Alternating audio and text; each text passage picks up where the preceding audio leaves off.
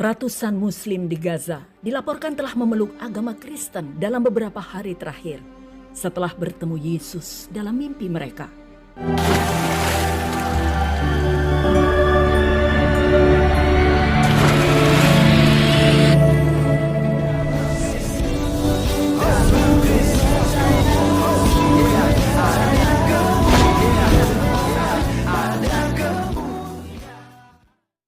Salam Elechem Bisem Yeshua HaMashiach. Salam damai sejahtera di dalam nama Tuhan Yesus Kristus untuk kita semua. Teman-teman sekalian, kabar gembira yang tersebar luas di media sosial, teman-teman sekalian. Sudah beberapa channel di Indonesia, ya channel YouTube maksud saya, yang telah memviralkan hal ini. Di mana di Palestina, di bawah tanah ada gerakan kekristenan. Dan teman-teman sekalian, mereka membantu ya orang-orang Palestina ini mencuci pakaian mereka, memberikan makanan, dan sekaligus juga untuk mendoakan dan membacakan kitab suci yaitu Alkitab kepada orang-orang Muslim yang ada di Palestina. Dan teman-teman sekalian, yang mengejutkan di mana setelah itu mujizat terjadi, teman-teman sekalian, penuaian jiwa besar-besaran di mana ada sekitar 200 jiwa mimpi Tuhan Yesus secara bersamaan, teman-teman sekalian, dan akhirnya mereka mau menjadi pengikut Kristus Yesus. Oleh karena itu sekalian, mari kita langsung saja simak dan dengarkan penjelasannya berikut ini. Ratusan Muslim di Gaza dilaporkan telah memeluk agama Kristen dalam beberapa hari terakhir setelah bertemu Yesus dalam mimpi mereka, di mana hal ini digambarkan sebagai mukjizat menurut laporan dari umat Kristen bawah tanah di wilayah tersebut. Seorang penulis dan apologis Kristen, Michael Licona, mengatakan dia menerima laporan dari pelayanan Kristen bawah tanah di Palestina yang merinci perpindahan agama secara ajaib. Laporan ini pertama kali diposting di media sosialnya yang mengatakan Tuhan sedang bekerja di tengah-tengah perang. Licona adalah profesor studi perjanjian baru di Houston Christian University dan penulis banyak buku, termasuk The Case for the Resurrection of Jesus dan Paul Meets Muhammad. Tuhan telah menggunakan pelayanan Profesor Licona untuk memimpin banyak orang kepada Kristus. Nabil Qureshi, seorang mantan Muslim yang menjadi apologis Kristen, adalah salah satu dari ribuan orang yang dipengaruhi oleh karya Profesor Michael Licona. Dan inilah isi laporan tersebut.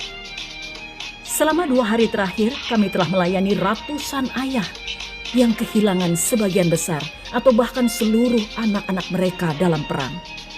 Saat kami memindahkan orang-orang ini ke tempat yang aman, kami memberi mereka makan, mencuci pakaian mereka, dan mulai membacakan Alkitab kepada mereka, membagikan jalan perdamaian melalui Yesus. Kemudian mukjizat besar terjadi. Tadi malam, Yesus menampakkan diri kepada lebih dari 200 orang dalam mimpi mereka. Mereka datang kembali kepada kami untuk belajar lebih banyak dari firman Tuhan dan bertanya, bagaimana cara mengikuti Yesus? Keajaiban di Gaza ini harus dirayakan oleh semua umat Kristiani di seluruh dunia.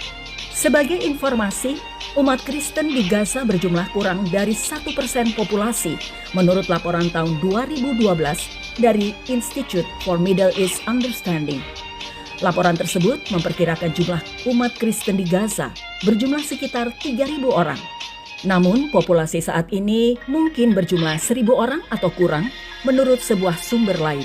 Mimpi penampakan Yesus di hadapan ratusan umat Muslim secara bersamaan ini merupakan tanda yang signifikan. Ini adalah tanda yang jelas bahwa Tuhan sedang bekerja bahkan di tempat yang paling gelap sekalipun, membawa pengharapan dan keselamatan ketika kita merayakan pertobatan ini.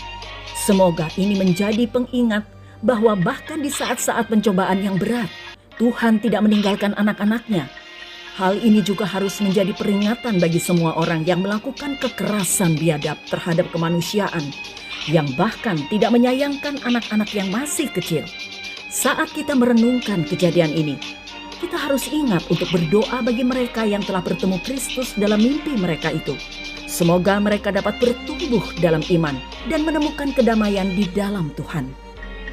Doakan umat Kristiani dan warga sipil di Gaza agar mereka mendapatkan keselamatan dan kelegaan, dan berdoa untuk penyelesaian konflik secara damai, agar cahaya Kristus dapat terus bersinar, bahkan di dalam keadaan yang paling gelap ini. Beritahu kami apa yang Anda pikirkan melalui komentar di bawah ini.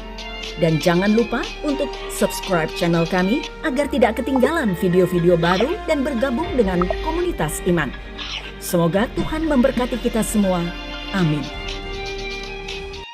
Oke, teman-teman sekalian, itulah yang kita sudah dengarkan bersama, dan ini memang sangat dipercaya ya beritanya, karena memang itu suatu kejadian yang luar biasa sekali, dan tentu ini juga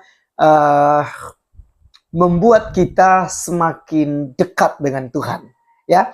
Walaupun akhir-akhir ini kita terus dihina, terus dilecehkan, direndahkan, bahkan kekristenan itu berusaha untuk dilenyapkan, tapi Tuhan yang bersama dengan kita adalah Tuhan yang hidup, yang menyertai kita, Sang Immanuel.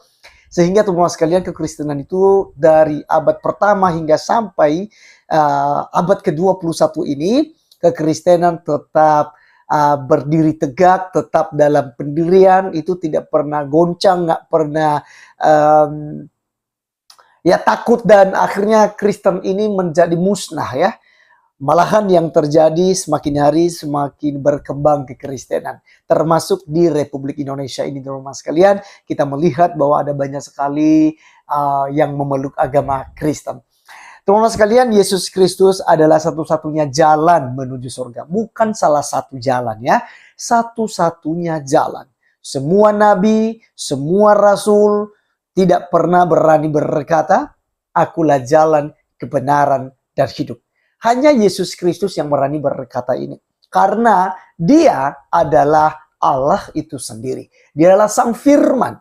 Teman-teman sekalian, masih banyak sekali yang bingung ya. Sekalipun dengan viralnya saudara kita Elia itu telah mewakili kekristenan untuk menjelaskan tentang Allah Kristen itu. Jadi Kristen tidak pernah menuhankan 3 Tuhan seperti tuduhan-tuduhan daripada polemikus-polemikus kandrun gitu ya.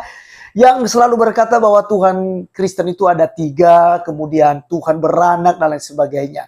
Ya, padahal saya katakan seperti yang biasa-biasa orang-orang Medan bilang ya, saya anak Medan ya, atau bilang anak Medan gitu ya. Tidak mungkin Medan beranak ya kan, anak kunci gitu, tidak mungkin kunci beranak, anak tangga tidak mungkin tangga beranak ya. Jadi teman-teman sekalian, demikianlah kekristenan ya.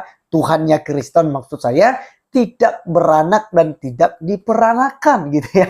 Tidak diperanakan, ini adalah bahasa teologisnya gitu ya. Bapa, Putra, dan Roh Kudus. Jadi putra ini atau anak ini teman-teman sekalian, ini keluar dari Bapa, Sang Firman. Dialah yang menciptakan langit dan bumi melalui firman-Nya gitu ya. Dan kita melihat dalam Yohanes 1 ayat 1 berkata, pada mulanya adalah firman. Firman itu bersama-sama dengan Allah, dan firman itu adalah Allah. Dan yang lebih ya spesifiknya untuk kita pahami, karena teman-teman sekalian dari Muslim itu seringkali menyalahkan kekristenan dan membanjiri kekristenan dengan pertanyaan-pertanyaan, apakah Yesus yang menciptakan langit dan bumi? Nah, di sini jawabannya. Firman yang telah menjadi manusia ya. Saya sebutkan di ayat 1 tadi, pada mulanya adalah firman, firman itu bersama-sama dengan Allah, dan firman itu adalah Allah. Ia pada mulanya bersama-sama dengan Allah. Firman ini ya, Yesus Kristus ini. Dan ayat 3-nya perhatikan baik-baik.